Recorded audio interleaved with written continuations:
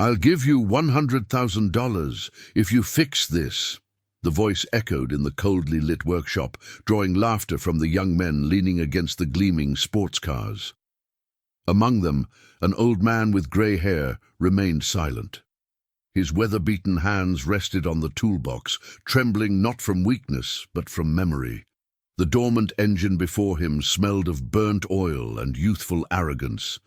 The looks on their faces were contemptuous, as if his age were a sentence of uselessness.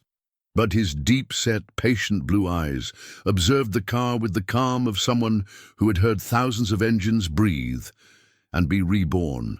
The morning still held the coolness of the evening when George Miller adjusted his worn cap on his head. The cloth had faded, stained by years of grease and sun, but he kept it like a kind of armor. He always left the house the same way, a worn flannel shirt, jeans with worn knees, and boots that had survived more roads than he could count. The neighborhood he lived in seemed forgotten by time. Simple houses, rusty fences, a few abandoned cars occupying the sidewalks. But for George, it was familiar territory, where every neighbor still exchanged a nod and every stray dog recognized him. Life had become routine since he retired from the small workshop he had owned for decades. Now most days were spent sitting on his porch, listening to the creak of his rocking chair and remembering the past, the racing engines, the championships, the sound of applause. He rarely talked about it. To the younger people in the neighborhood, George was nothing more than the old mechanic, a lonely guy who smelled of oil and always had greasy hands. That morning, however, he decided to walk downtown. He needed parts for the old car he was still working on restoring in his garage. The vehicle, a 1967 Chevrolet Impala, was more than a project. It was a companion to memories of when he still traveled with his wife, who had passed away almost 10 years ago. Upon reaching the main street, George stopped in front of a new repair shop. The sign glowed metallic blue, Henderson Motors. It was a stark contrast to his own woodworking shop, which he had closed years before. Glass doors, polished marble floors, and luxury cars lined up like jewels on display. Curious, he went in. The smell of leather and gasoline mingled with the sound of loud laughter. 4 young mechanics, all dressed in impeccable overalls and dirt-free gloves, surrounded a red sports car with its hood open.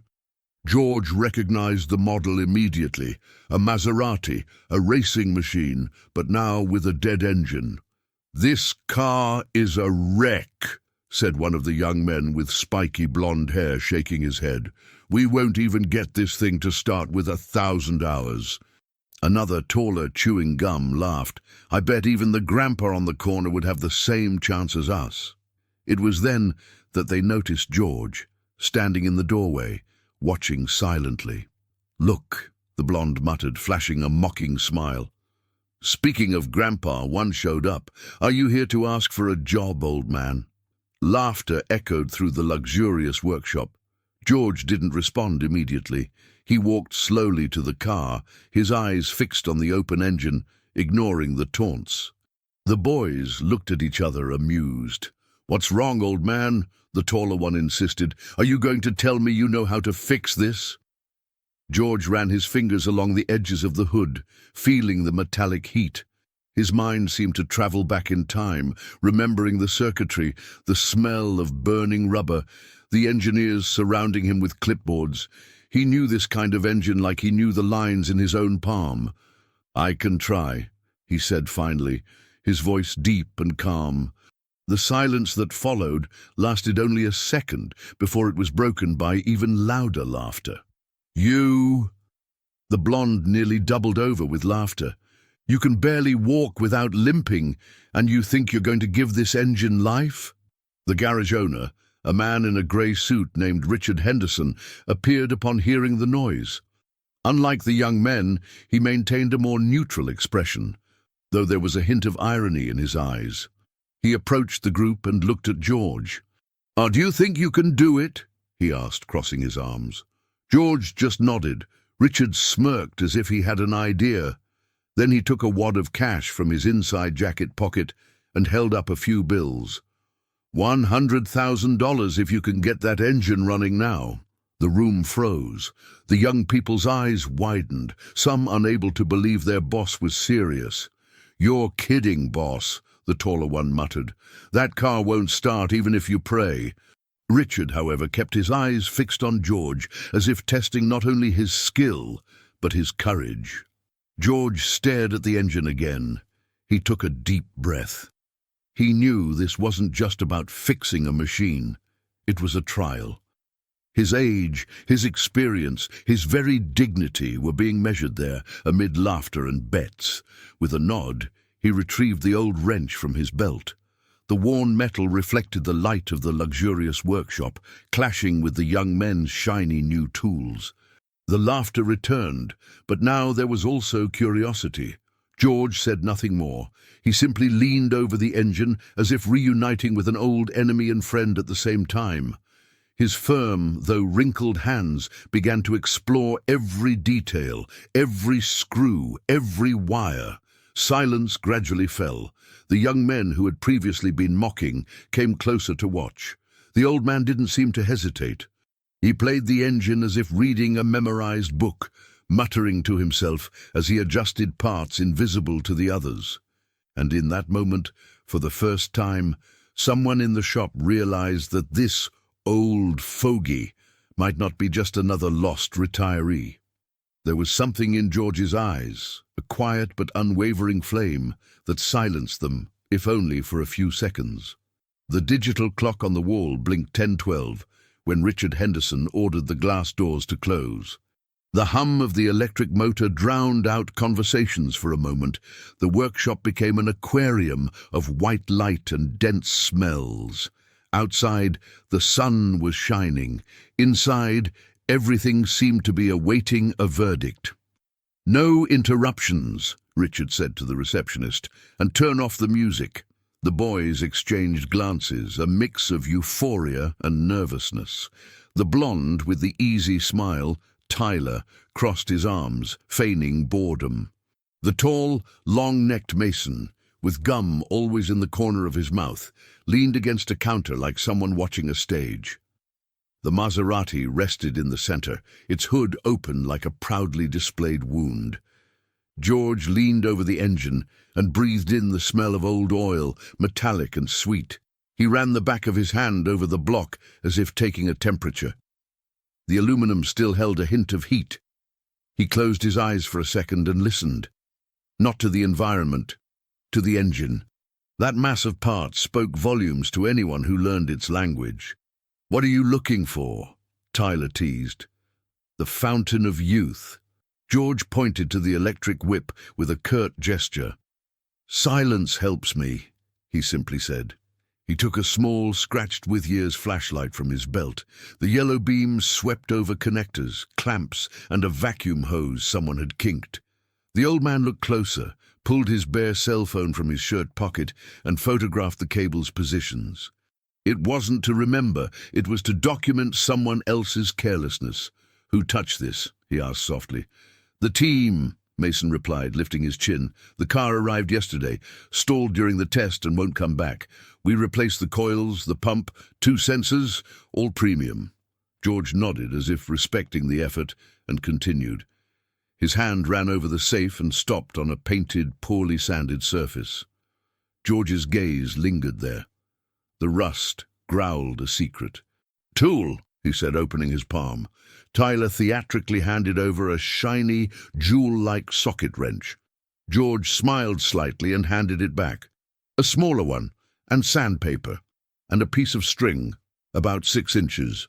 Black, if you have it." "Does black do any magic?" Tyler laughed. "Make contact," George replied without looking. Richard approached, hands in his pockets. He watched with distant interest, like someone analyzing a risky investment. "Do you have a plan?" he asked. "First, I'll undo the plan you've already made," George said. "Then I'll listen to the engine ask for the rest." There was a brief silence. Tyler rolled his eyes. Mason clenched his jaw. The side door opened and a woman walked in, heels firm on the shiny floor, tablet in her arm. It was Claire, a customer relationship manager. He wore a light-colored blazer and had the kind of calm that only those who manage billionaires possess. "Richard, the owner of the Maserati, called again," he said quietly. "He needs the car tomorrow for an event. He's impatient." "Tell him we're taking care of it personally," Richard replied without taking his eyes off George.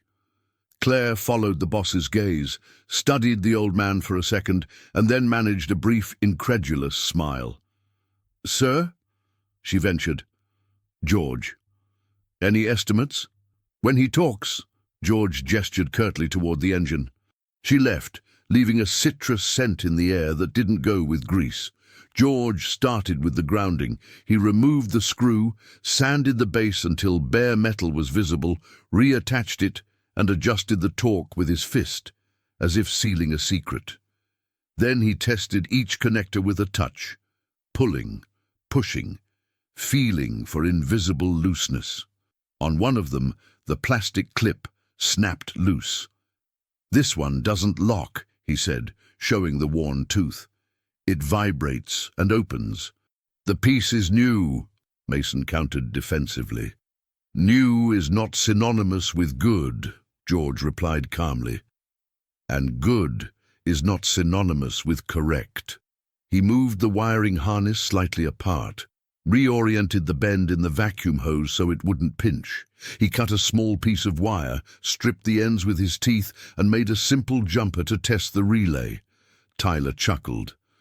"Grandpa will call with a makeshift solution." "Call it a temporary diagnosis," George muttered. As he worked, his breathing remained steady with no visible fatigue. There was precision in the economy of his gestures. He didn't seem to try, he seemed to confirm. With his finger he touched the throttle body and felt the response. The vibration didn't correspond to the position. He looked at the whip again, guided by an invisible map. He found a secondary ground, hidden under a chrome bracket, also painted. His gaze flickered, as if discovering a malicious signature. "They painted over everything," he said, almost in a whisper. "Beautiful for photos, terrible for chains." Mason crossed his arms, but didn't answer. Richard, alert, turned his face to Claire, who had returned silently. She watched with furrowed brows, interested in spite of herself. "Will it take long?" she asked, this time without irony. "It depends on what else they've hidden," George said, and gave a small, almost childish smile when he found a tiny crack in the breather tube. "Ah, you're breathing false air here, friend," he said to the engine, as if speaking to a veteran dog. "And no one runs right if they breathe wrong." Tyler let out an impatient huff. "Okay, and when does the magic happen?" George slowly straightened his spine. He looked up at Tyler, then at Mason, and finally at Richard. "When you stop calling something that's just respect magic," he said, "a motor isn't the enemy. If you silence it with paint and push it where it shouldn't, it responds in the only way it can, by dying." The simple phrase lingered in the air. Claire lowered her eyes, thoughtful. George then asked, "I want to borrow a battery, a good one." And someone on the bench, gentle foot. "I," Richard said, surprising everyone. "I turn the key." Tyler Ryu. "Will the boss get dirty?" "Yes, today," Richard replied dryly. They brought the battery. George checked the voltage with an old multimeter he pulled from his pocket, like someone taking out a pocket watch inherited from his grandfather. The probes touched the poles firmly. He nodded. "Before we try, everyone stay away from the belt, and no speeding." The boys backed away reluctantly. Claire leaned against the glass column, biting her lip. The silence was finally complete. George fitted one last connector, pressed it until he heard the missing click. He coiled the test lead into a neat loop and tucked it away. He stood in front, slightly to the side, his eyes on the whole thing, like a conductor about to raise his baton. "Now," he said. Richard sat in the driver's seat. The cabin smelled of expensive leather and promise. He inserted the key, took a deep breath, and glanced in the rearview mirror. He met George's eyes, and George nodded once, firmly. "Ready?" Richard asked, his hand on the contact. George heard, for the last time, the voice of the silent engine. The right tension, the right air, the previously quiet mass, the wires like veins finally touching the ground. He placed his hand on the fender, the caress of someone recognizing an old fighter about to rise. "Ready," he said. Richard turned the key. The first sound came harshly, a choked sound filled with old dust. The coils crackled, the fuel ran down the rail like stunned blood. The throttle moved only slightly. Another turn. Another. The engine coughed, loud, stubborn, and remained on that border between life and silence, a tired animal trying to get up. Their pent-up breaths merged into a single sound. Tyler stifled a laugh, his courage faltering. Mason clenched his fists. Claire's eyes widened. George didn't blink. "Once more," he said quietly. Richard turned the key again. The noise rose a notch, as if something deep inside had remembered who it was. And then, just as the entire workshop leaned forward, the glass door shook. Someone knocked loudly from outside. A man in a black jacket, his face grim, waved impatiently. Claire recognized him instantly. "It's the owner," he whispered. "He's here." Richard held the key between his fingers, suspended an inch from the end point. The shop held its breath, the Maserati too. Everything was left there, on the line. And George, with his hand still on the fender, smiled from the corner of his mouth, as if he knew that it was on the edge of the abyss that the truth appeared. The Maserati's owner entered like a storm no one anticipated. The glass door barely had time to open fully before his broad shoulders pushed it open. Victor D'Amico, a well-known businessman in the luxury real estate industry, was in a hurry like someone who had never heard the word wait. The woody scent filled the space even before his voice. "What the hell is going on here?" His voice cut through the air, thick, without pausing for greetings. "This car was supposed to be ready yesterday." Richard slowly got up from the driver's seat. "Mr. D'Amico, we're taking care of this personally." Victor looked around, his dark eyes landing on George, who was still clutching the car's fender like someone protecting a wounded animal. The businessman frowned. "Who is that?" he asked, pointing disdainfully. Tyler hurried to reply, "Just a curious old man, sir. Thought he could figure something out." George didn't move. He just kept his hand firmly on the car, looking the businessman straight in the eye, unhurried. Victor laughed, short and dry. "Are you serious? You, Richard, let a retiree play with the engine of a 300 grand car?" Richard opened his mouth to respond, but George spoke first, his voice low and grave. "It's no joke." The silence that followed was heavy. Even Mason, always ready to mock, bit his lip. Claire, near the glass column, watched with unusual attention. She seemed to measure every word that came out. Victor took a few steps, the sound of his shoes echoing on the marble floor. He stopped in front of George, close enough to smell the polish on the old man's flannel. "So tell me, sir." "Miller. George Miller." "Mr. Miller," Victor said. The name spat out ironically. "Are you sure you can get this car started now?" George removed his hand from the fender. His lines deepened on his serious face. "I guarantee nothing. Machines don't obey oaths, but I guarantee I understand the language they speak." Tyler snorted. Mason tried to hide a laugh, but Richard, curious, narrowed his eyes, as if recognizing something in those words. Claire subtly bit the corner of her fingernail, unaware. Victor shrugged. "Very well. Show me." George turned back to the engine. He retightened the makeshift connection, checked the new battery, ran his fingers over each wire as if caressing old scars. Then he closed the hood firmly, the click echoing like a signal of readiness. "Now," he said. Richard returned to the driver's seat. The silence in the shop was so thick that the distant hum of fluorescent lights could be heard. George nodded once. The key turned. The engine coughed hesitantly, then sputtered. With each rev, the vibration spread through the ground, growing louder, like a heart regaining its rhythm after long seconds of stopping, until, with a sudden roar, the Maserati woke up. The sound exploded through the shop, metallic, firm, deep.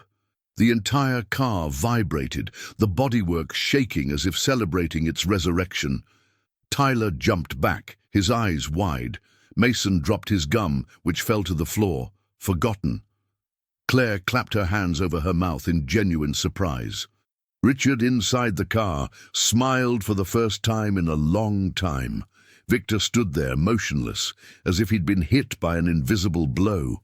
His eyes fixed on George, who watched the car rumble serenely, like a father watching his child breathe again. The silence that followed wasn't one of mockery, but of disbelief. The roar of the engine filled every space, forcing them to accept what they saw. Victor broke the trance. "How much does he want?" he asked Richard, without taking his eyes off George. Richard frowned. "Excuse me?"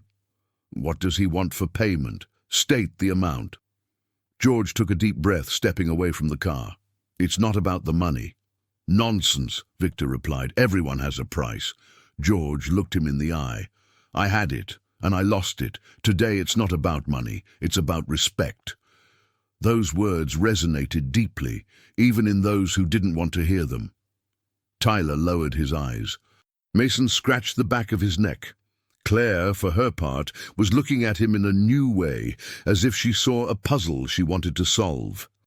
Victor, however, wasn't used to being contradicted. He crossed his arms, still in disbelief.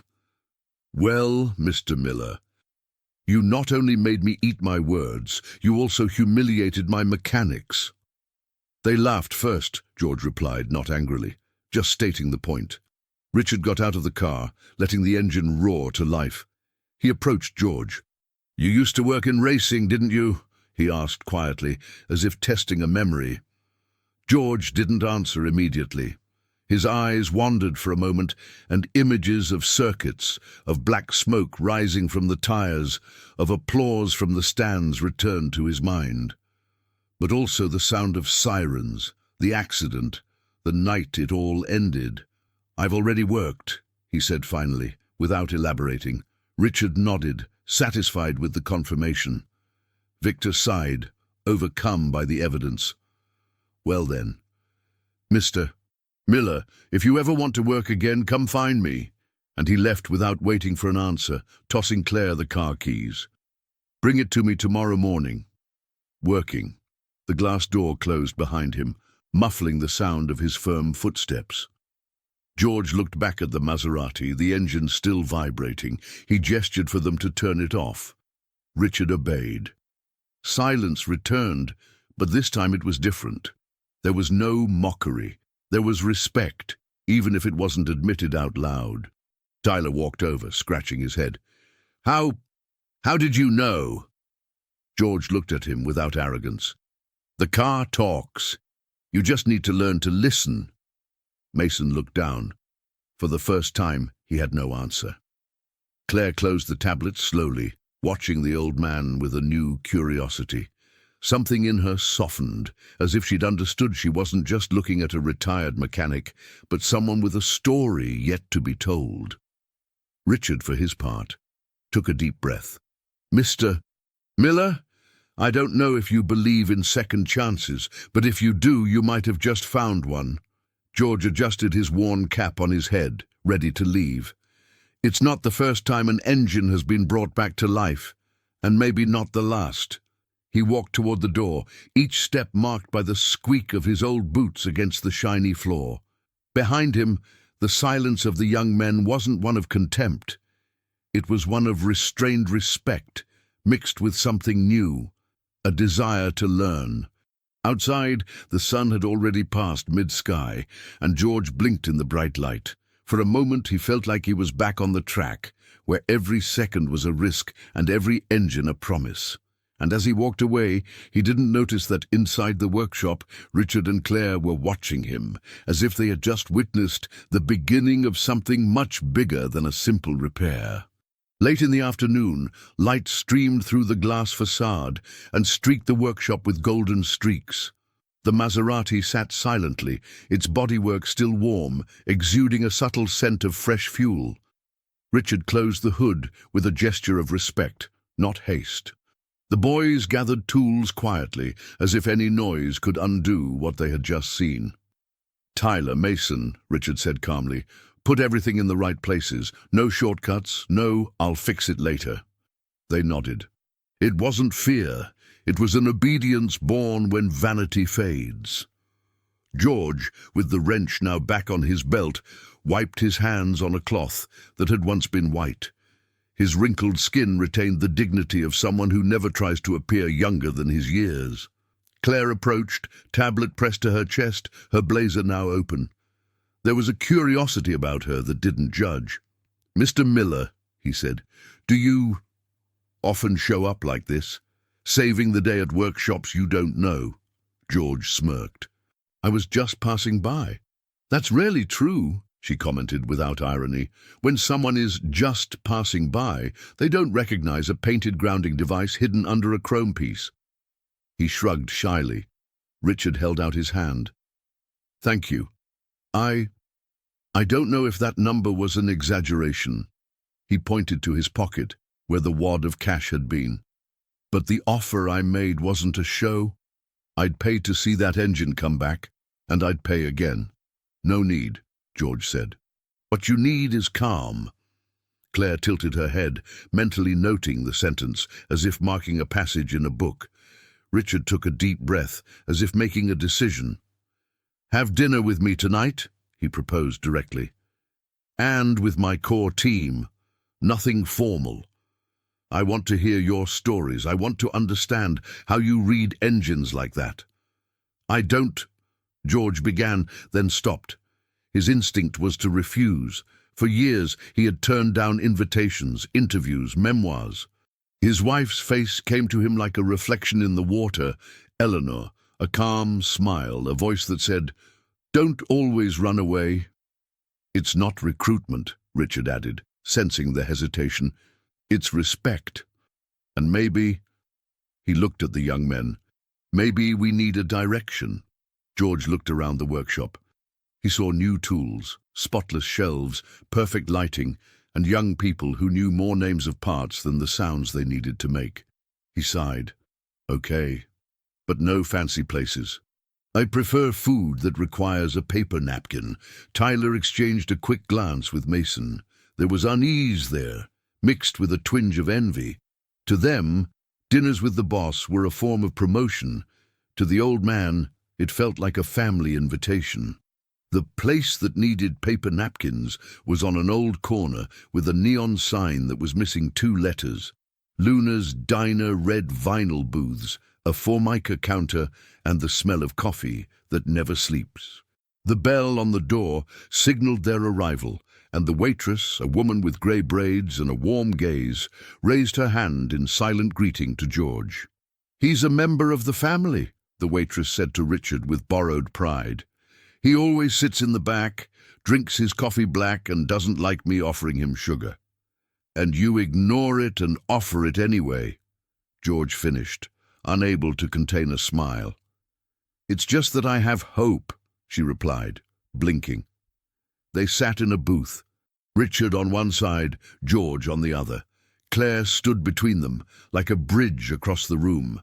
Tyler and Mason, whom Richard had called to learn by eating, settled into the next booth, trying to appear small. They ordered burgers, apple pie, and coffee. The waitress took her time. "Tell me," Richard said when the dishes arrived. "You worked in racing. I recognized the way you looked at the engine like someone listening to a pit briefing." George cut the burger in half. His hand was steady. It took him a few seconds to answer. "I was chief engineer on a smaller team," he said simply. "People who had to do twice as much with half as much. We won races, we lost others, and one day—" He trailed off, staring into a cloud no one could see. One day there was a new driver, too talented for the fear he didn't have. A screw that people in a hurry tightened after the talk, not before. A part that could handle anything except the whims of someone embellishing a photo for a sponsor. Silence. Tyler paused mid-bite. Mason looked down. "Did he knock?" Claire asked softly. George nodded. "I haven't forgotten the sound," he said. "They say an accident is an explosion and metal. For me, it was silence, the kind of silence you hear in your bones. I decided that if the noise of the world depended on my hands, I wouldn't be a part of any more silences like that." Richard didn't try to console with ready-made phrases. He just nodded, understanding things that weren't said. "I can't look at a picture-pretty piece without feeling disgusted," George continued. "You saw it today. They painted the grounding. They embellished the whiplash curve. The car looked perfect. The engine responded as best it could, by stalling." Claire took a deep breath, as if receiving a lesson that couldn't be summarized. Tyler wiped his mouth and ventured, "Do you think we don't respect the car?" "I think you respect brilliance," George replied without aggression, "and you confuse catalogues with language. Engines speak with smells, vibrations, small noises. You look at the letters before listening to the syllables." The waitress reappeared with more coffee. No one refused. Richard carefully placed the cup on the table. "I have a proposal," he said finally. "Not a job, a challenge. Next week we're going to participate in a demonstration event with supercars. It's not a race, but a showcase. I want you to spend 3 days in the shop beforehand, not to save cars, to teach the boys to listen, and on the last day," he smirked, "we'll take on a stubborn V12 that's been humiliating me for months." Tyler opened his mouth to protest and closed it, remembering the Maserati's roar. "I'll pay whatever you want," Richard finished, already putting his hand in his pocket. "It's not about money," George repeated, but the sentence came out differently this time. There was a hint of longing in it. "It's about—" He searched for the word and found it. "For legacy." Claire rested her elbow on the table. "If you do, you'll need help," he said. "Someone to translate the things your mother knows into what they understand. I can organize the children, film it, write it down, turn it into a manual, not content, but memory." George measured her face, as if judging the torque of a screw just by the shine of the threads. "You don't seem like the type to just organize spreadsheets," he said. She smiled, narrow. "I also hate pretty things that don't work."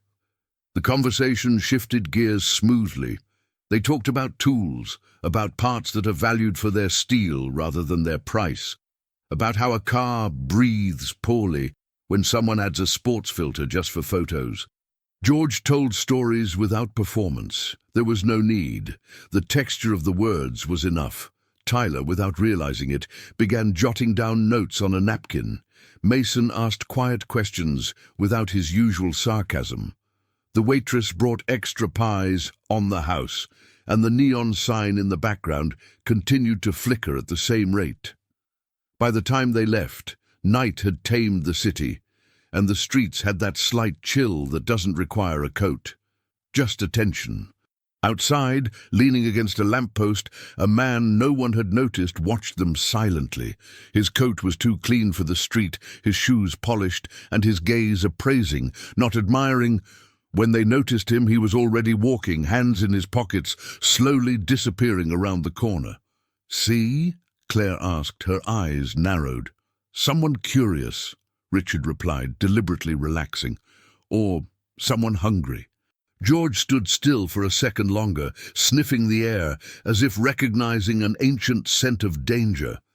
Instinct told him that familiar noises, of poorly grounded bus bars, of pinched hoses, had a close relative in the footsteps of certain people. "I'll go tomorrow," he said, interrupting his own suspicion. "The challenge, 3 days, but I have one condition." "Anyone," Richard answered too quickly. "Anyone who paints grounding doesn't touch a car until they've completed the dishcloth class." Tyler nodded before realizing he was confessing. Mason let out a barely audible "okay." "Deal," Richard said. "Any time you want." "Whatever the engine says," George corrected, smiling. "But I'll bring coffee." The next morning, when the shop clock read 6:17 and the light was still copper, George stood in the center of the shiny floor, a cardboard box on the workbench. Claire arrived shortly after, her hair tied back, sneakers instead of heels, and an unlined notebook. Tyler and Mason walked in 5 minutes later, their easy laughter gone, and there was a humble eagerness in them. "Lesson 1, George said, tapping the case. "Instruments you can't buy." He pulled out unlikely things: a worn mechanic's stethoscope, a piece of clear hose, a small magnet, a dentist's mirror, an old 12V light bulb, a clean dish towel, a stethoscope to listen to bearings and the fuel pump, a hose to feel the vacuum, a magnet to map steel where aluminum is sold, a mirror to see what pride hides, a lamp to avoid being fooled by a multimeter that lies, a dishcloth to remind you that clean hands aren't vanity, they're diagnostic. Tyler played the stethoscope like someone picking up a musical instrument. "That's beautiful." "It's not beautiful," George corrected. "It's necessary." Richard watched from the office doorway, arms crossed, a smile ready to appear. Claire wrote down every phrase, every gesture, and before she knew it, she was drawing arrows, creating symbols. A method was born.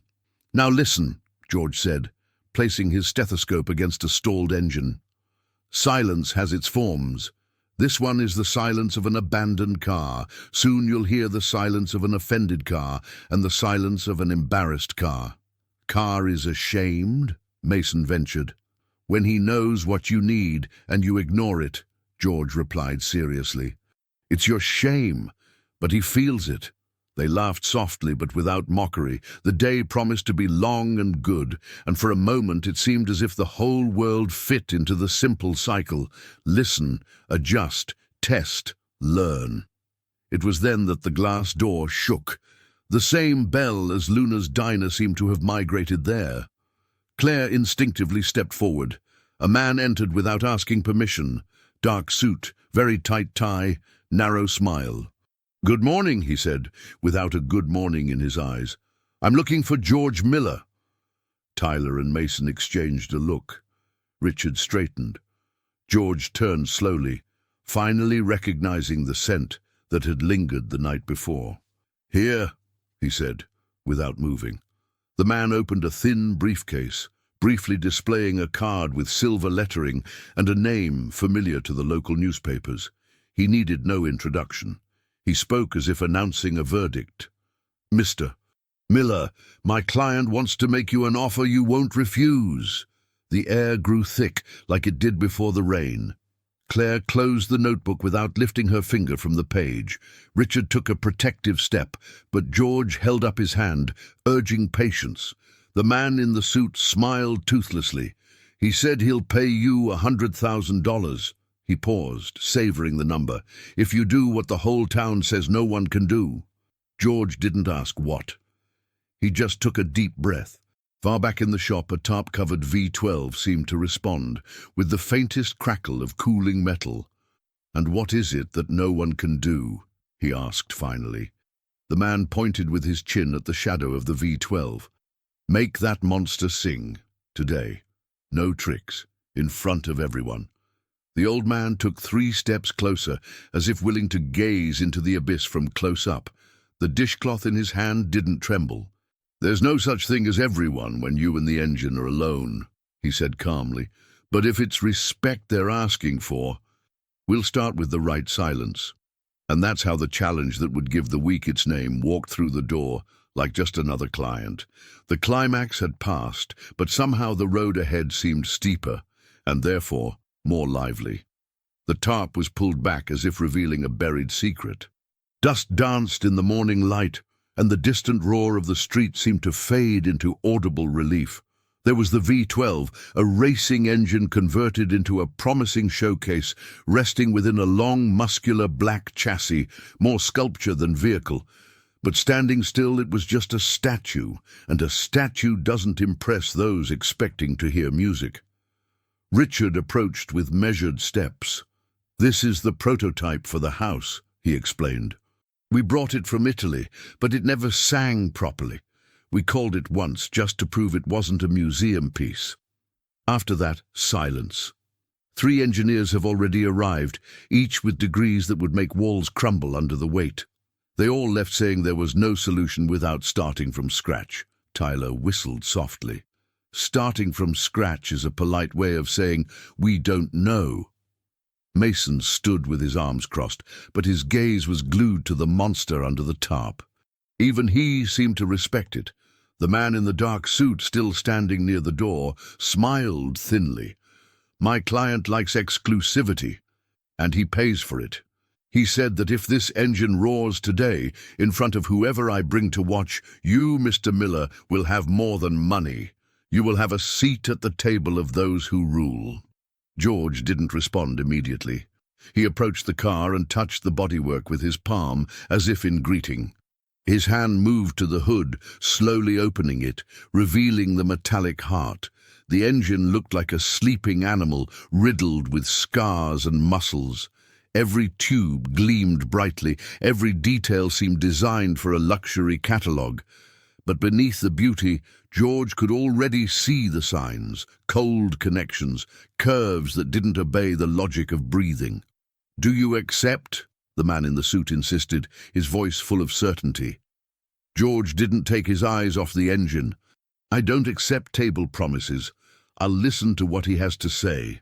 Claire, next to me, recorded each sentence, but not on a tablet, in a notebook, by hand. Maybe instinctively, maybe because I knew some words don't fit on screens. The next few hours were unlike anything the young men were used to. George didn't ask for digital tools or diagnostic computers. He asked for silence. He even asked for the security guard's radio at reception to be turned off. "The engine needs to trust that I'm not going to compete with it to be heard," he explained. He started with his eyes. He observed every curve, every screw, every weld mark. Then he ran his hands over the surfaces, searching for invisible misalignments. He asked Mason to slowly turn the crankshaft with a long wrench. The dry sound echoed, and George closed his eyes to listen. Every click, every tiny resistance felt like a word in a language only he understood. "There's something here," he murmured, "a poorly kept secret." Tyler, leaning over his shoulder, ventured, "What do you hear?" "That someone tried to silence a cough with perfume." George pointed to the overly polished intake line. "It shines on the outside, but on the inside it breathes wrong." Claire scribbled, and the boys watched like apprentices before a Zen master. Richard, discreet, stood nearby, arms crossed, but eyes alert like an investor watching a silent trading session. George then asked for a used spark plug, not a new one. Tyler thought it was strange, but he brought it. The old man fitted it into the cylinder, turned it slowly, and smelled the result. "Fuel too rich." They tried to make the sound louder. They just killed the breath.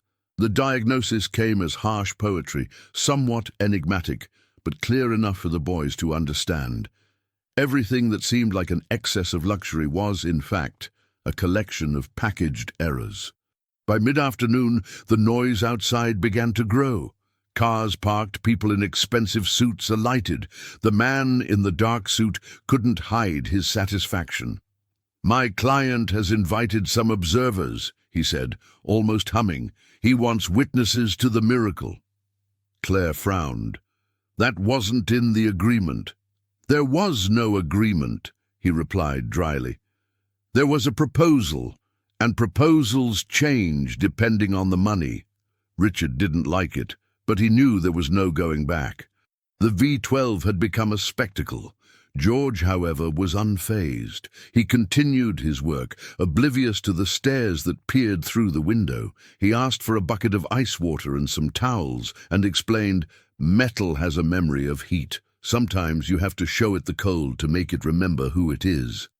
Tyler watched like someone watching magic. Mason, less mocking, ventured a question. Aren't you ever afraid of making a mistake? George smiled slightly. I've made enough mistakes to respect what can go wrong. It's different from fear. Fear paralyzes. Respect guides. The phrase remained in the air as a lesson. By late afternoon, everything was ready.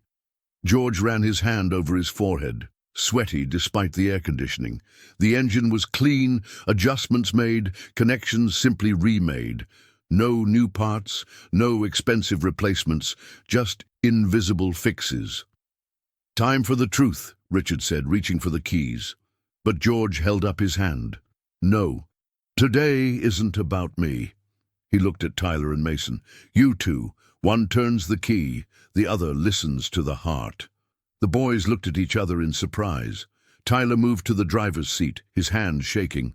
Mason stood to the side, his mechanic's stethoscope resting on the block, just as George had taught him. The silence became absolute. Outside, observers pressed against the glass. Claire closed her notebook and simply took a deep breath. Go ahead, George said firmly. Tyler turned the key. The engine coughed first like a beast waking up in a bad mood, then a deep, sustained growl rose. The V12 didn't just fire, it sang. Each cylinder seemed to find harmony, and the vibration pierced the floor, the glass, the chest of every person there.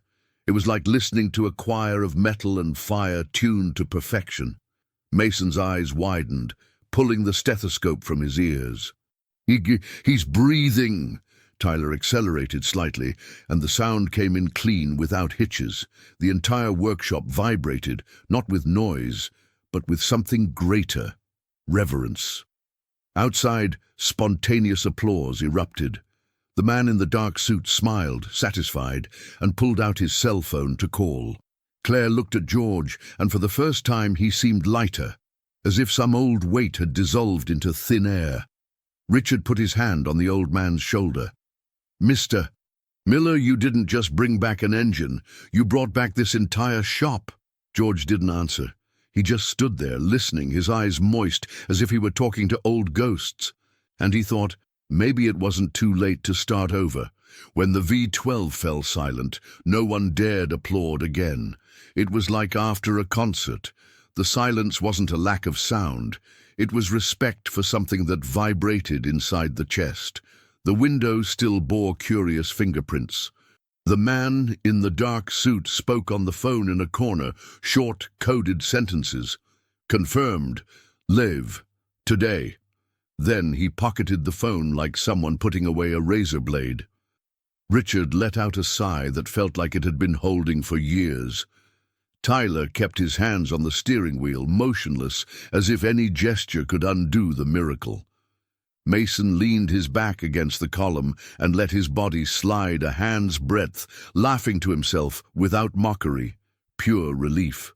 George wiped his fingertips on a clean dish towel and only then realized Claire was watching him. There was no curiosity this time, there was caution. Water? She asked. He nodded. He took 2 long gulps. The cold water brought back a past he'd always avoided. A siren, alternating lights, someone shouting his name, a helmet on the ground. His body remembered the old silence, and for a second the world lost focus. George closed his eyes until the workshop reappeared in one piece. It's okay, he said, more to himself than to her. The man in the suit approached with a smile that never reached his eyes. Congratulations, Mr. Miller. My client was impressed. He wants to do a public presentation at 8 o'clock tonight, with a broadcast. Henderson Motors brings back the impossible engine. Nice, huh? Richard frowned. That wasn't agreed. It's done, the man replied, taking an envelope from his pocket and placing it on the counter. Advance. And the press is on the way. Tyler and Mason exchanged an electric look. It was fame coming through the front door. Claire, however, stepped forward. We won't be ready in 2 hours. We need to finalize security protocols, escort the area, calibrate communications. She spoke with the tone of someone who's walked through fires without burning their shoes. And our goal isn't showmanship, it's method. Shows sell methods, the man replied too calmly. And methods without someone paying become memories. George observed the scene with the serenity of someone who has learned not to rush. Then he touched the envelope and pushed it back. The engine is not a circus attraction. It's business, the man corrected, still smiling.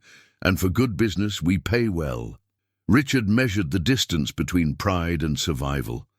The workshop gleamed, but the spreadsheets had been thin for months. He took a deep breath, his hand on the back of his neck. "We'll do it, but our way," he said finally. "Safety first. No rushing for the audience, and no promises of miracles." The man inclined his head, as if in concession. "As you wish. 8 o'clock sharp." He left without saying goodbye, the woody scent of his perfume lingering in the air like an unwanted signature. The next 2 hours became a choreography. Claire assigned tasks like a general. Cones were placed on the perimeter, safety tape was placed, fire extinguishers were positioned. Tyler checked the torque of each bolt with a discipline he'd never displayed. Mason drew a checklist with a thick marker on the whiteboard. George moved around silently, reattaching a connector here, rerouting a hose there, like someone adjusting a child's collar before a school photo. "Don't forget this," he said to Tyler, pointing to the polished grounding. "That's where the pretty things usually lie." "Never again," Tyler replied seriously. At 7:30, the front of Henderson Motors looked like a movie theater. Tripods, microphones, reporters with practice smiles, drones circling like obedient mosquitoes. Luxury cars lined up beneath the glass facade reflected the last orange hues of the sky. Claire, in sneakers and a blazer, glanced at the checklist in her notebook and only then cracked a smile. Ready enough. Richard, nearby, adjusted the microphone on his jacket. "I can't believe I accepted this," he muttered humorlessly. "You didn't accept," Claire replied. "You decided. It's different. Deciding is less tiring on the soul than accepting." George took a step back, uncomfortable with the cameras. His worn cap seemed out of place against the brightness of his surroundings, and that's why it fit him better than ever. "We're live in 2 minutes," someone with headphones on said. Tyler and Mason stood beside the prototype, hands clasped behind their backs. George wiped the corner of the hood one last time with the dishcloth, a useless gesture that soothed. That's when he saw, reflected in the glass, a face he hadn't expected. Victor D'Amico, dark suit without a tie, hands in his pockets, watching from a distance. He hadn't appeared with an entourage, hadn't sought out the press. He simply saw.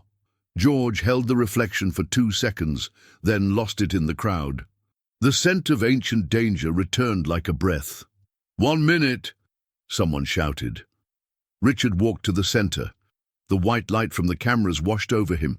He took a breath and smiled at the corner of his mouth. "Good evening." The voice was firm. "This is Henderson Motors. Today, we're not here to show off luxury. We're here to show respect. Respect for engines, for method, and for time. Nothing you'll see is a miracle. It's work." Claire nodded slightly, as if the speech were hers. "And every job has names," Richard continued. "Tyler, Mason, Claire, and George Miller." The name blew like wind. Cameras turned. George raised his hand in a tiny wave. There was no heroism in it. There was reality. "Let's get started," Richard said. The protocol was simple and straightforward. Tyler at the key, Mason at the stethoscope, Claire at the safety clipboard. George stood to the side, listening. The ignition turned. The V12 fired up immediately, its voice full and unostentatious. An "oh" passed through the crowd like a timid wave. Richard smiled. "Like I said, work." Questions poured in. Reporters grabbed microphones. "What's the secret? How much did it cost? How many years of experience?" George answered the bare minimum, always deflecting to the essential. "The secret is to clean the paint off the ground," he said. "It took more listening than talking, and years, enough years to make mistakes and still want to keep going." Honest laughter. Claire wrote down sentences, not out of vanity, but because she knew that air carries words away.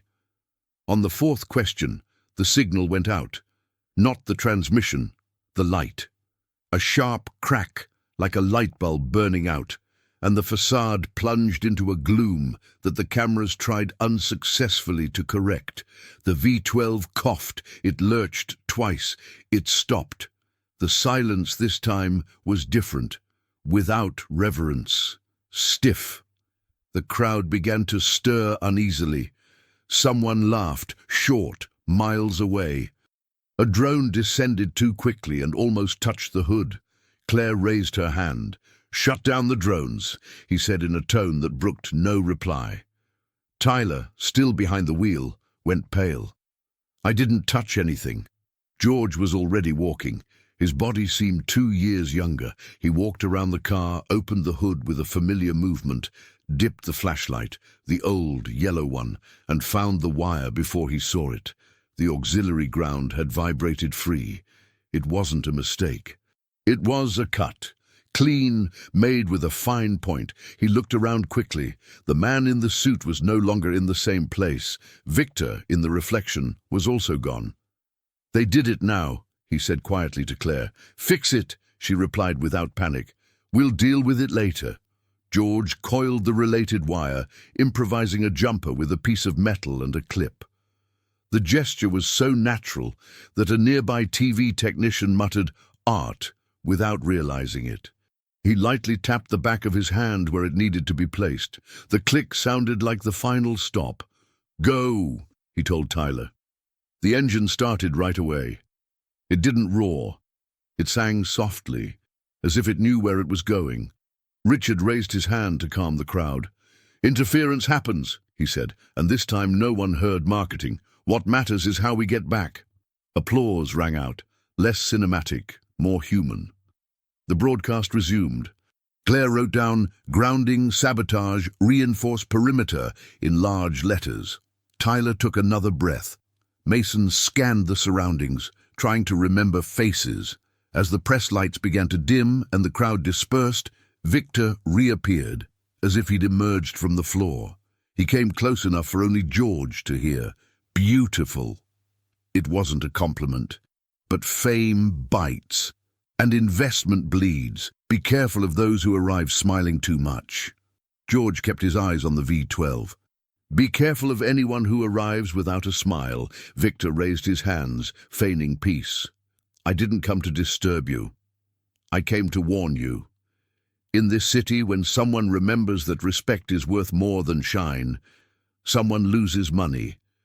And people who lose money usually have worse tools than ground paint." He left as he arrived, leaving the message intact and without an owner. The empty workshop had always been George's favorite place. After everyone left, reporters, onlookers, the man in the suit, even Richard and Claire, he stayed. Tyler and Mason offered him a ride, but he declined. He wanted to turn out the lights inside, he said. He walked across the marble floor, running his hand over the workbenches, picking up forgotten screws, folding rags. The V-12 slept under the tarp again, the metal's breath drifting down with the night air. He sat in a low chair, his cap resting on his knee, and let the past pull up a chair too. He recognized the old hunger, not for applause, but for usefulness. "Maybe there's still time," he thought, and the phrase didn't hurt. The crack came from the side of the office, small, like a foot touching glass. George didn't turn on the light. He got up slowly, grabbed the yellow flashlight and walked. He saw a shadow fleeing behind the aluminum partition. The side door was ajar, the lock scratched with a thin scratch. He kicked it open and only then turned on the flashlight. The hallway was empty. Returning, he noticed the detail, a tiny, oily stain near the base of the car lift. It hadn't been there this afternoon. He knelt down and sniffed. It wasn't engine oil. It was brake fluid. New, expensive, thin. Message, he thought. Not for the V-12, for customer cars. George stood there for a while, breathing. The distant noise of the city seemed like idle conversation.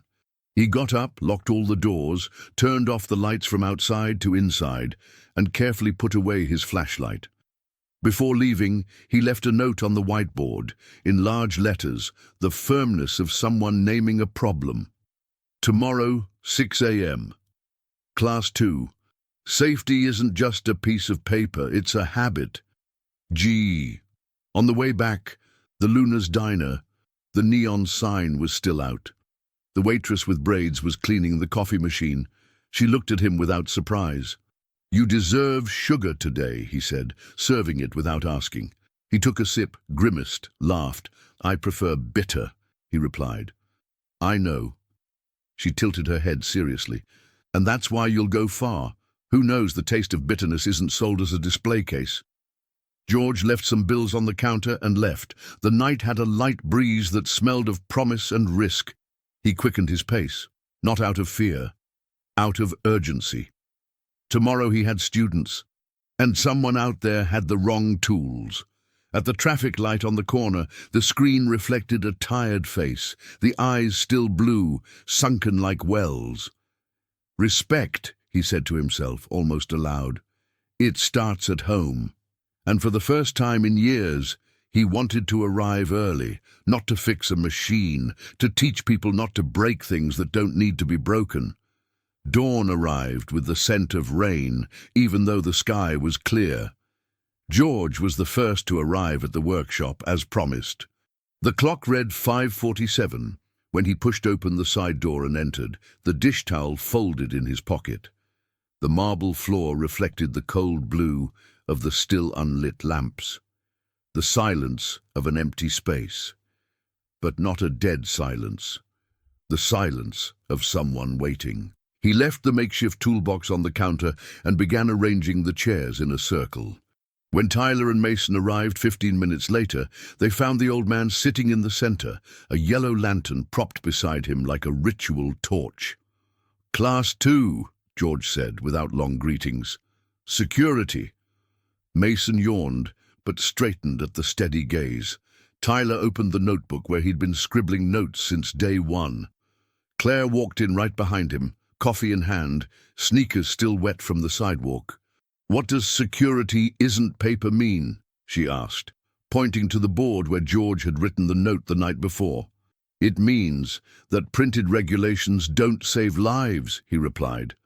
"What saves lives is habit. You can have records, manuals, certifications, but if your hand doesn't pull the handbrake every day, the stamp won't do any good." To illustrate, he pulled a small bottle of brake fluid from his pocket. Mason wrinkled his nose in recognition. "Where did you find this?" "On the workshop floor," George said. "Someone came in last night, tried to leave a message." Tyler's eyes widened. "You're saying sabotage?" George nodded slowly. "Someone wants us to fail, and they're not afraid to play with something that can kill." Claire closed the cafe and leaned on her knee. "We need to beef up security, cameras, passwords, surveillance." "That's paper," George retorted. "Useful, but not enough. I want you three to get used to it. Every time you pull up to a car, confirm that what feels right is actually right. Trust your eyes, your ears, your touch. If we rely solely on cameras, we've already lost." Richard appeared in the doorway, having heard the last sentence. "He's right," he said, entering. His face was shadowed by a bad night's sleep.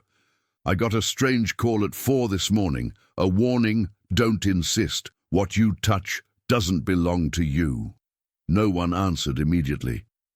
Tyler scratched his head uneasily. Mason stepped forward. "So it's the competition?" Richard didn't deny it, but he didn't confirm it either. "The market is a battlefield, and war isn't fought only with visible weapons." George stood up, supporting himself on one knee. "Then it's time to prepare the field." The morning was spent practicing. George scattered small errors across 3 cars, a loose screw, a pinched hose, a painted grounding strip. Tyler and Mason had to find them. They made more mistakes than they got right, but they learned. George didn't yell or humiliate. He just said, "The engine talks, but you're still deaf." At 11, Claire brought the news. The previous night's broadcast had gone viral. The videos were all over social media, with comments praising the old mechanic who humiliated the engineers. Some called George a master mechanic, others a forgotten legend. "That's dangerous," George said, reading a few excerpts. "Fame catches the wrong eye." "But it also attracts clients," Richard countered. "We already have a waiting list and interested sponsors." George looked at his boss for a few seconds, then at the boys. "A waiting list can also become a target list. The louder the noise, the thinner the thread that holds it together." Claire nodded silently. In the afternoon, Victor D'Amico returned. He didn't storm in this time. He knocked on the door, waited for Richard to open it. He wore a light suit, no tie, and a restrained smile. "I came to see the miracle up close," he said, looking at George. "Yesterday I only saw a reflection in the glass." Richard, suspicious, offered minimal politeness. "You know it wasn't a miracle." "Oh, sure," Victor shrugged. "I work, but sometimes work becomes currency, and good currency deserves a strong owner." George wiped his hands on the cloth and stared. "You're not here for any car." Victor smiled, without denying it. "I'm here because fame is like a V12 engine, beautiful to listen to, difficult to control. If they don't learn soon, it'll explode." Claire crossed her arms. "Are you offering help or a threat?" "Both," Victor said with frightening ease. "I have the resources to protect you from sabotage, but protection comes at a price." Richard hesitated. George didn't. "I'd rather learn to protect myself than pay a guard who might one day sell the key to the enemy." Victor narrowed his eyes, but the smile didn't fall. "As you wish, Mr. Miller. Just don't say I didn't warn you." He left slowly, leaving in the air the feeling of an open door to a cold wind. At the end of the day, George called the boys and Claire around a regular car, a regular customer sedan. "Forget V12, forget Maserati. This one is just transportation. It's where your real life depends on what you do. A mistake here doesn't make headlines. It causes mourning." Tyler took a deep, serious breath. Mason held the stethoscope like a charm. Claire wrote down every word.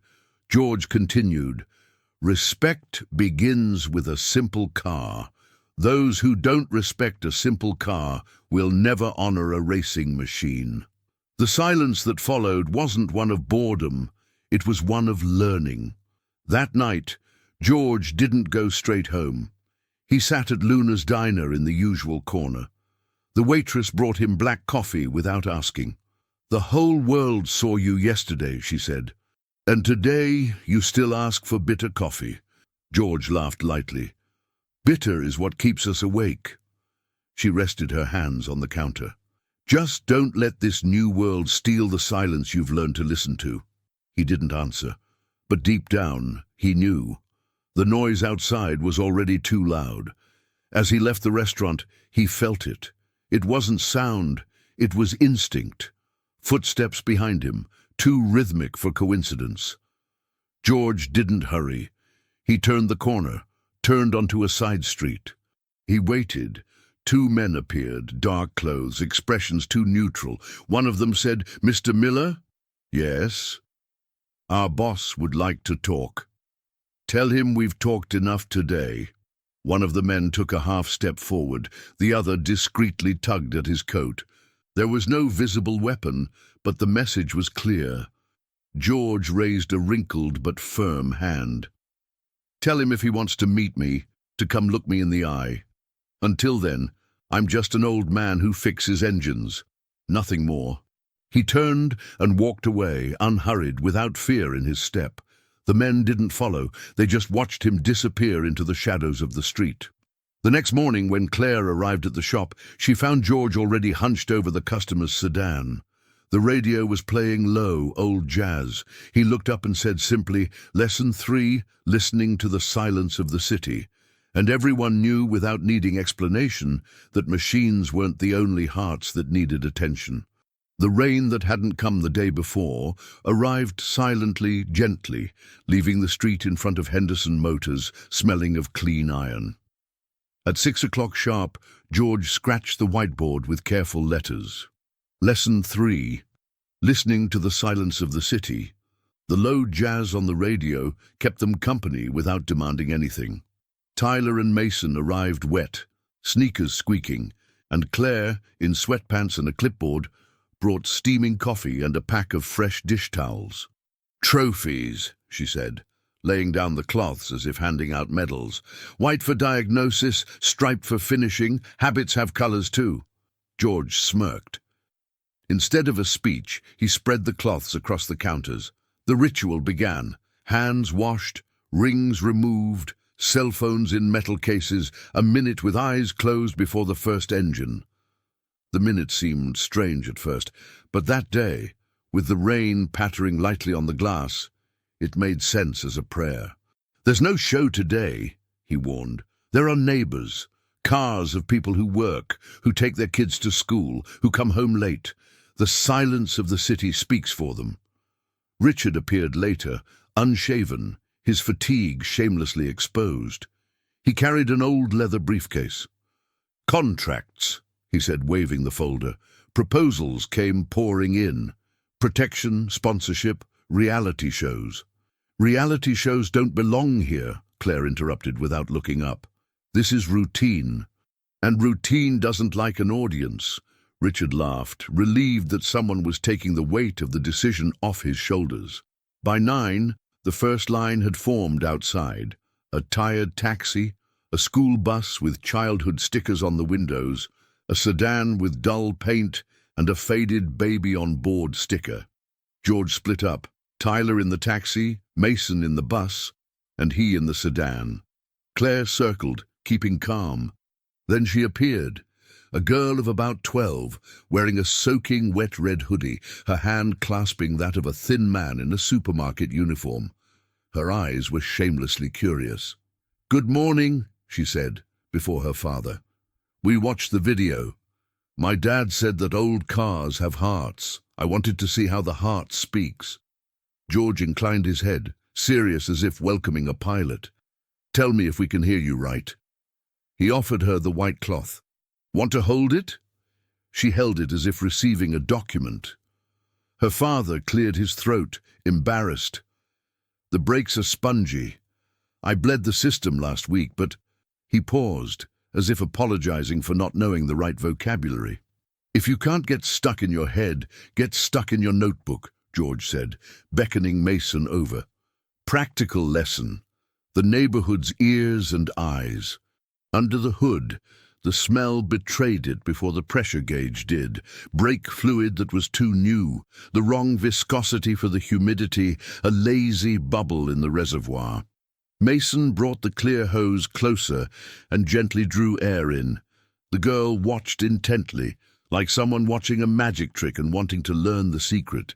"Who moved last?" George asked. "Me," the father replied, shame and pride mingling. "Internet tutorial. I did everything as instructed, but the pedal was loose." "Tutorials don't listen to rain," George said without irony, "and a lot of people sell tricks as tools. Then the city becomes a caution sign without anyone reading it." The bleeding was redone methodically. Correct fluid, correct sequence, correct torque, firm pedal.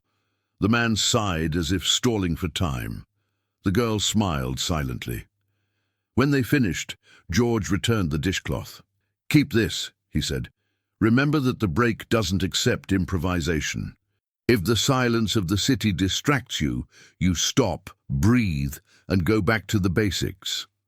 The girl nodded with a seriousness that, in little people, seems like a promise. The morning continued in this vein, no glamour, just humble speed. Tyler landed a hidden grounding in a taxi with quiet pride. Mason discovered a seemingly irrelevant pinched hose and restored torque to the school engine. Claire created on the edge of her notebook a list of habits that will save your Tuesday, a title George posted on the board without quotation marks. Around noon, the rain turned to drizzle, and the glass door opened to a familiar face. Victor D'Amico, in a light suit, umbrella closed out of respect, no entourage. Richard frowned. Claire prepared to say no in her eyes. George simply removed his cap for a second, an old gesture of someone greeting without bowing. "I didn't come to buy," Victor said before anyone could speak. "I came to understand." He looked at the line of ordinary cars, the dish towels, the notebooks. A wrinkle appeared between his eyebrows, the wrinkle of someone who sees value but doesn't know how to price it. "I spent a long time selling sight. You're selling habit." He paused, as if choosing a word he didn't use. "Respect." Claire held her guard. "And sabotage? Are you going to keep prowling?" Victor stared at her without looking away. "Some of my men were too curious. They were dismissed." He pulled out a thin envelope but didn't open it. "I didn't bring a check. I brought some information." He placed a card on the counter, the name of an automotive consulting company, an address in the industrial district. "They buy information from new shops and adjust them. Smart people with the wrong tools." Richard grabbed the card like someone grabbing a live wire. "Why help us?" Victor breathed through his nose. "Because I prefer living competitors to dead partners, and because—" His gaze dropped for a second to the dish towel in George's hand. "I had a brother who liked engines and who died because of a pretty picture. You reminded me of him yesterday. I don't want any more black glass ads, not if I can help it." The silence that followed didn't ask for forgiveness or offer absolution. It simply accepted. George nodded once, without speaking. Victor turned and left as he had come, whole. In the afternoon, the police station was discreetly notified. No sirens, an unmarked car parked on the block behind. There was no raid, no headlines. It was routine, just as George taught. When the clock struck 4:20, a black Audi pulled up in front of the facade.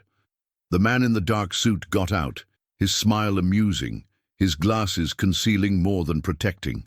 He saw the police car in the mirror and hesitated for a microsecond. Enough. 2 police officers appeared from places that hadn't existed seconds before. The man tried to smile, but his mouth wouldn't budge. The rest was paper, not heroism. People coming and going, a briefcase being carried, a wrench photographed. The city moves on. George didn't celebrate. He simply returned to the baby-on-board sedan and tightened another screw. When he looked up, the girl in the red hood was back at the door, this time with an open notebook. It contained a clumsy drawing of an engine with colored arrows. "I made a map," she said proudly, "of things that breathe." He held the drawing with his fingertips, as if holding proof of a discrete miracle. "That's an excellent start," he said. "The rest is just a matter of paying attention." The afternoon slowly faded. When the last client left, Claire closed the clipboard with a snap. Tyler and Mason put away their tools, following the new ritual. Every piece returned to its place, every stool wiped clean of crumbs, every dirty rag placed in the basket with the correct knot. Richard reappeared with the leather briefcase. He opened it on the counter. Inside, instead of contracts, was a brushed metal plate. "I was going to save it for another day," he said without ceremony, "but a good day doesn't need suspense." He held up the plaque. The engraved letters reflected the light, Eleanor Bay, where respect begins. The name hit George like old music. He placed his hand on the cold metal. "My wife would joke about that," he said, his voice thin with emotion. "She'd say I've finally found a place for my silence." "Then it's hers," Richard added. "Stall 1, where the habit is born. The rest of the shop learns from her." No one applauded. They just smiled crookedly, the smile of someone who knows the weight of a tribute that cannot be displayed. Claire wiped her eyes with the back of her hand and took a breath. "One thing's missing," he said, turning a page in his notebook. "We need to turn this into a bridge. There are people who want to cross." He wrote in bold pen at the top, "Quiet hands, learning grants," and he explained, 3 openings every quarter, city folks, young people, or people starting over at 40. They learn to listen to the engine and the rain. Who pays? He looked at Richard. Henderson starts, he said without thinking. And if it doesn't, I'll sell the car that embarrasses me the most. I can help, Tyler said, surprised at his own courage. I teach basic electrical engineering on Tuesday nights. Me too, Mason added, looking at George as if asking for his blessing. Metrology. And patience. I teach patience, George replied, and everyone laughed because it was true. A light knock on the door interrupted. The waitress from Luna's diner, with grey braids, entered with a paper box. Apple pie, he announced, as if declaring war on fatigue. And the city's message, thank you for not putting on a show of what should be routine. Tyler ran to get plates. Mason provided forks. They ate standing up, leaning on the bleachers. The pie was sweet enough to satisfy even the bitter. George saved a small piece in a napkin. For Eleanor, he said without drama, and placed the package on the plate for a moment. By the time they finished, it was night, and the drizzle had turned to sparse sprinkles. The workshop lights reflected in puddles like lit windows. George put on his coat, pinned his cap, and walked to the door. Before leaving, Richard held out a thin envelope. It wasn't thick with money. It was heavy with good paper. It's not a check, he said. It's the license. Quiet Hands registered this afternoon. And the key to a room in the back. It will be a classroom, or a quiet room, whichever you prefer. George took the envelope with both hands, as if it were fragile. He took 2 steps, stopped, and turned back. He rested his hand on the hood of the V12, which was sleeping under the tarp. He thanked her silently. Outside, the city spoke its usual language. Horns, footsteps, laughter, distant sirens, life. The girl in the hoodie and her father waited under the awning to say thank you again. The man shook George's hand with honest strength. The girl lifted her notebook. Can I come into the school? He asked bluntly. School's already started, George replied, and you've been here all day. She smiled in a way that fit all the stalls. At the corner, a black car slowed. For a second, George thought he'd see the dark suit again. But no, it was Victor, window open, unhurried. He gave a curt nod, and drove off. Neither hero nor villain. People. George walked to the Luna's diner. The failed neon sign looked like a heart-learning rhythm. The waitress served coffee without asking. With sugar? He teased. Today it will, he replied, surprising them both. She laughed. Is it turning into candy? No, he said, stirring the cup. I just learned that bitterness also needs contrast to teach properly. When he returned home, the rain had become a memory. In his room, he opened the envelope again, reading the letters slowly, like someone tuning strings. He placed the license on the table, next to an old photo. Him, younger, next to Eleanor, on some run, 2 smiles that believed the world was easily fixed. Habit, he said softly, and respect. He slept early, for the first time in years, without the weight of before calling so heavily. In the dream, engines didn't explode. They just breathed. And a back room, with plain walls and a clean chalkboard, slowly filled with quiet hands, attentive eyes and white dish towels. The next morning, the city would wake up the same. Traffic, promised rain, people in a hurry. But there, in a glass workshop, a stall with a woman's name would teach every day that there are no miracles where custom plays its part, and that an old man with a yellow lantern and a dishcloth can initiate greater things than himself, not because he saved a V12 in front of the cameras, but because he returned a language to those born to hear it, and that, ultimately, was worth more than any folded check. It was a legacy that didn't weigh down the pocket, but steadied the pulse, quiet, steady, alive.